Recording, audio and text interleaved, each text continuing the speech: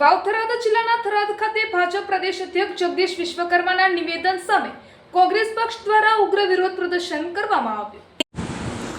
સ્થાનિક સ્વરાજ્યની ચૂંટણી બાદ ભાજપના ગુજરાત પ્રદેશના અધ્યક્ષ જગદીશ વિશ્વકર્માએ બનાસકાંઠા જિલ્લામાં સ્થાનિક સ્વરાજ્યની ચૂંટણીમાં પરિણામ બાદ સાંસદ જ્ઞાનીબેન ઠાકોર પર નિવેદન આપતા કહ્યું હતું કે અમે પલ્લુમાંથી સીટો ખેંચી લાવી દીધી છે। તે નિવેદનને કોંગ્રેસી સાંસદ જ્ઞાનીબેન ઠાકોર સહિત સમગ્ર મહિલાઓનું અપમાન ગણાવી વિરોધ નોંધાવ્યો હતો।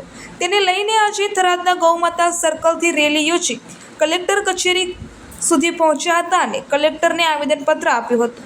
આ રેલી દરમિયાન રેફરેલ 3 રસ્તા નજીક કોંગ્રેસના કાર્યકર્તાઓ રોડ પર બેસી ગયા હતા અને જગદીશ વિશ્વકર્માના પુતળાનું દહન કરવાની કોશિશ કરાઈ હતી, પરંતુ પોલીસે પુતળા દહન ન કરવા દેતા પોલીસ અને કાર્યકર્તાઓ વચ્ચે રકઝક થઈ હતી। જોકે મોટી સંખ્યામાં કોંગ્રેસના આગેવાનો પણ ઉમટી પડ્યા હતા। જિલ્લા કોંગ્રેસ પ્રમુખ ગુલાબસિંહ રાજપૂત, પૂર્વ ધારાસભ્ય શિવા ભુરિયા, પૂર્વ પ્રમુખ ભરતસિંહ સહિત મોટી સંખ્યામાં કોંગ્રેસના આગેવાનો અને મહિલા કાર્યકર્તાઓ ઉમટી પડી હતી। જોકે થરાદ કલેક્ટરને આવેદનપત્ર આપી ભાજપ પ્રમુખનું રાજીનામું આપે તેવી માંગ કરી છે। થરાદ ગાયમાતા સર્કલથી લઈને કલેક્ટર કચેરી સુધી મોટી સંખ્યામાં કોંગ્રેસના કાર્યકર્તાઓ દ્વારા હલ્લાબોલ કરવામાં આવ્યો હતો। જોકે રસ્તા રોકે વિરોધ પણ કરવામાં આવ્યો હતો। પ્રદેશ પ્રમુખ જગદીશ વિશ્વકર્માનું પુતળું દહન થાય તે પહેલા જ પોલીસે પુતળા દહનનો કાર્યક્રમ અટકાવવામાં આવ્યો હતો। જોકે ઉગ્ર વિરોધ બાદ કલેક્ટરને આવેદનપત્ર આપવામાં આવ્યું હતું। વિરોધ કરવામાં આવ્યો છે, ખાસ કરીને શું માંગને લઈને વિરોધ હતો? ભાજપ સત્તાના નશામાં ચૂર છે, નારી સન્માનની વાતો કરે છે અને નારીઓનું અપમાન કરે છે। જેવી રીતે મહાભારત થયું હતું એ દ્રૌપદીનો પાલવ ખેંચીને, એવી જ રીતે આ મહાભારત કરવા બેઠા છે અને જ્યારે સ્ત્રીના પાલવ સુધીની વાત આ લોકો કરવા માટે છે તે ત્યારે વિરોધ કરવો એ સ્વાભાવિક થઈ જાય છે। ભારતીય સંસ્કૃતિમાં નારી સન્માન માટે અમારે મેદાનમાં આવવું પડ્યું છે। જે વિશ્વકર્મા કહે છે પણ એ દુષ્કર્મા તરીકે વર્ગ વિગ્રહ કરીને નારી સન્માનનું અપમાન કરવા નીકળ્યા છે।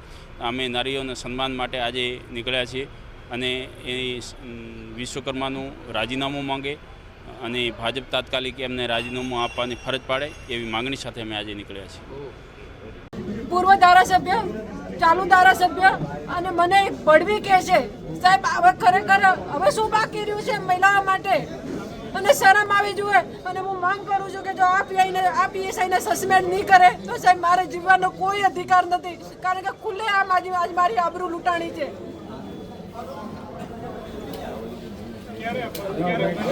વિસ્તારની નારીનું આબરૂ સન્માન એના ઓઢનામાં અને સાડીના પલ્લુમાં છે। કોઈ પણ સ્ત્રી ઉપર જ્યારે આવી ટિપ્પણી કરતા હોય પર્સનલી ખરેખર એક રાજ્યના ભાજપના પ્રમુખને શોભા ના આપે। જ્યાં સુધી જગદીશ વિશ્વકર્મા માફી નહીં માંગે તેવી રીતે દરેક રાજ્યમાં આવેદનપત્રોનો વિરોધ કરવામાં આવશે। આજે હજારોની સંખ્યામાં અહીંયા થરાદ ખાતે તો અમે આવેદનપત્ર આપવામાં આવ્યા છે। અહીંયા જ્યારે અમે આવેદનપત્ર આપવા આવ્યા તો આ જ સરકારની પોલીસે અહીંયા મહિલાઓને ગાળો કાઢી છે। મહિલાઓને પુરુષ પોલીસ દ્વારા અડી ના શકાય તેમ છતાં ધક્કા મારવામાં આવ્યા છે। આ નારી સન્માનની વાતો કરનારી આ સરકારમાં નારીઓનું ક્યાંય સન્માન નથી। ભાજપના પ્રમુખથી લઈને ભાજપની આ પોલીસ સુધી તમામ લોકો જો નારીઓની આબરૂ લેવા બેઠા હોય તો કોની પાસે લોકો જશે? આજે પોલીસે મહિલાઓની સુરક્ષા કરવાની હોય કે આબરૂ લેવાની હોય, અમને આજે પ્રશ્ન થઈ રહ્યો છે।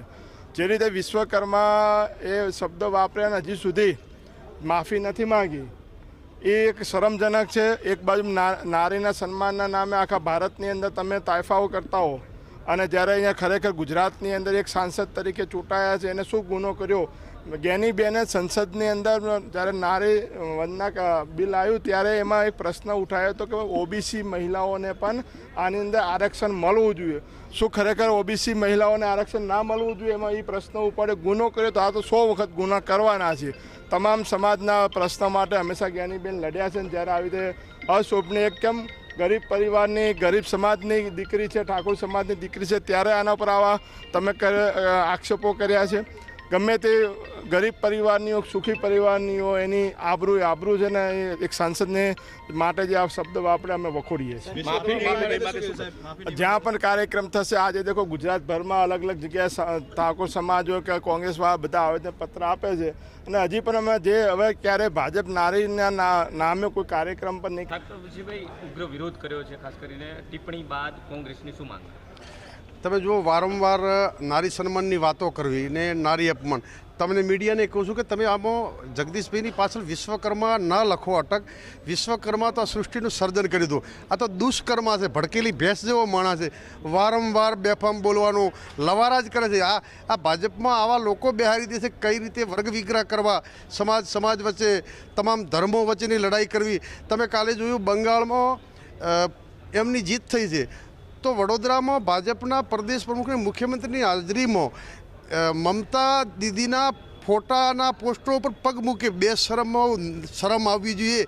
બેન દીકરીનું સન્માન કરવું આ હિન્દુસ્તાનની સંસ્કૃતિ છે. હાર જીત થતી રહે.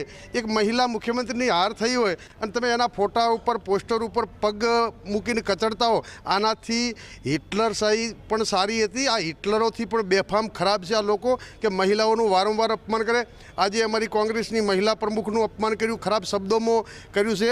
એટલે આ લોકો એ અંગ્રેજોની યાદ અપાવે છે કે અંગ્રેજોથી પણ બદતર આ લોકો છે. પણ એ લોકો એમ કે રામ રાજ્ય લાવ્યું. આ રામ રાજ્ય નથી, હરામ રાજ્ય છે. તમે જો અંબાજી હોય કે ઢીમા હોય, ભલે એમની સીટો આવી પણ ધરણીધર સાંભળે અમારી લાજ રાખી પ્રમુખ કોંગ્રેસનો બનશે. અંબાજીમાં કોંગ્રેસની જિલ્લા પંચાયત તાલુકા જેટલા ધાર્મિક સ્થાનો છે ત્યાં તમામ જગ્યાએ કોંગ્રેસની સીટો આવી છે. આ તો પ્રજાને દબાવ કરીને ખોટું કરીને જીતી ગયા છે, બાકી ક્યાંય એમની લોક લાગણીથી જીતેલા નથી. રાજીનામું આપવા અમે કહીએ છીએ ને. માફી તો માગી લે. ચોર ચિત્તાને કાયર વારંવાર નમે. એ માફી માગવાથી નહીં. જો નારી સન્માનની વાતો કરતા હોય ભાજપવાળા, તો એ ભાજપના પ્રદેશ પ્રમુખ તરીકે એમનું રાજીનામું ભાજપ પાર્ટીએ લેવું જોઈએ. નહીં તો ગુજરાત અને ભારતની મહિલાઓ ક્યારેય માફ નહીં કરે. ઓકે.